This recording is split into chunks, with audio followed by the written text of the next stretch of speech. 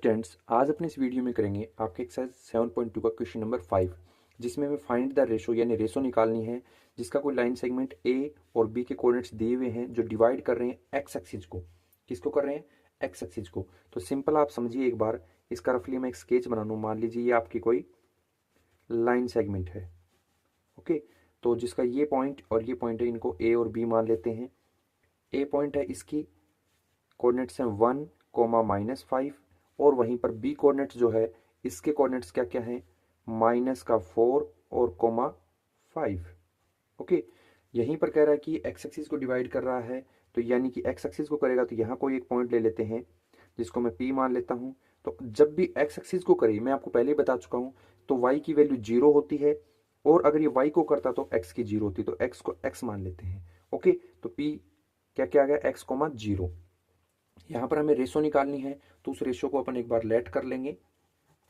तो यहाँ लिख देता हूं मैं, let the ratio B k/1। क्या मान लिया अपन ने? k/1 उसको मान लिया, ठीक है। तो यहाँ लिख लेते हैं section formula, using section formula.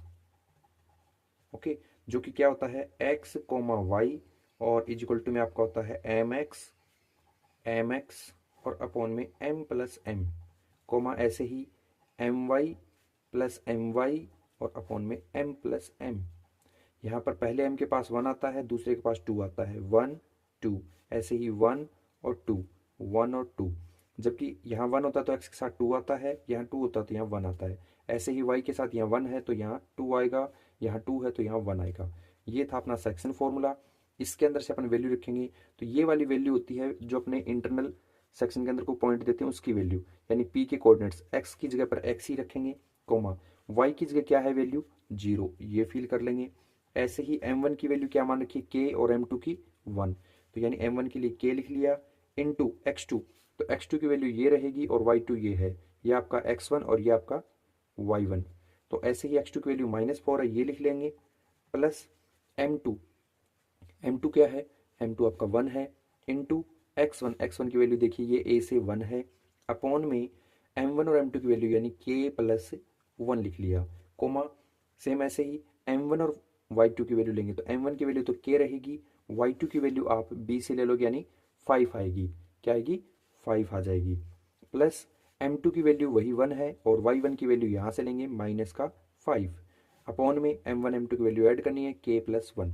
अब एक बात समझिए, यहाँ पर अगर अपन कंपेयरिंग करें पिछली बार की तरह, तो आप देखोगे कि x यहाँ पर गिवन नहीं है ना, x भी हमें फाइंड करना है और यहाँ पर k भी फाइंड करना है, दो वैल्यू।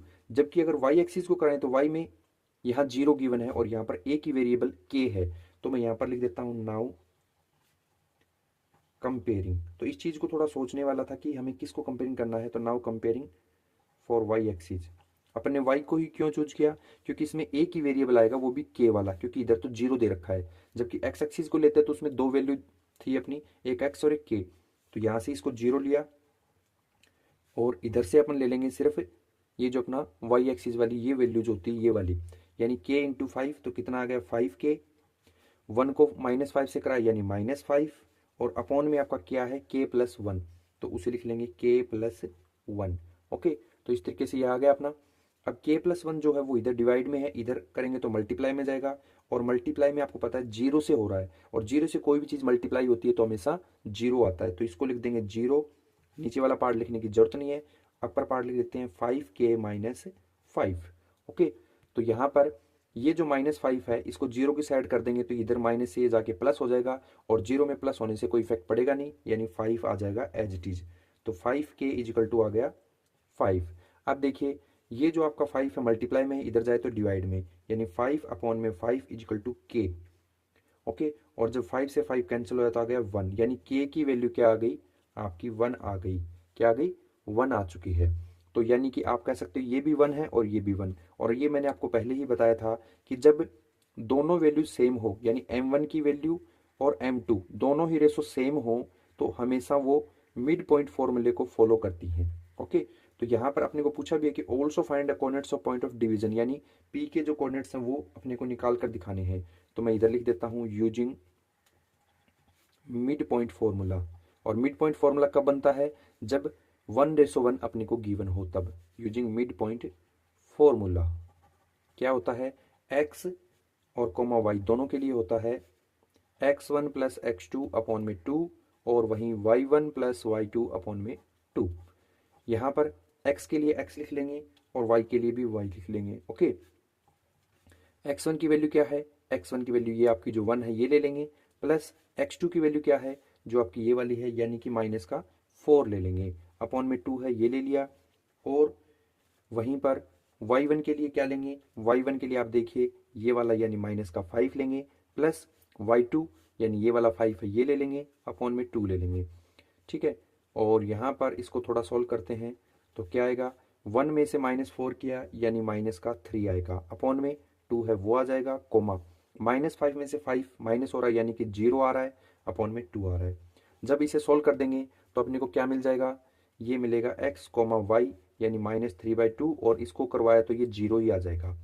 तो यही है अपने x और y के कोऑर्डिनेट्स। तो अपने को इसके सेकंड पार्ट में पूछा भी था कि कोऑर्डिनेट्स बताइए जो इसको डिवाइड कर रहे थे, तो इसके लिए आ जाएगा -3/2 और 0 ऑलरेडी है ही, और ये रहेगी k रेशो के लिए क्या, 1:1।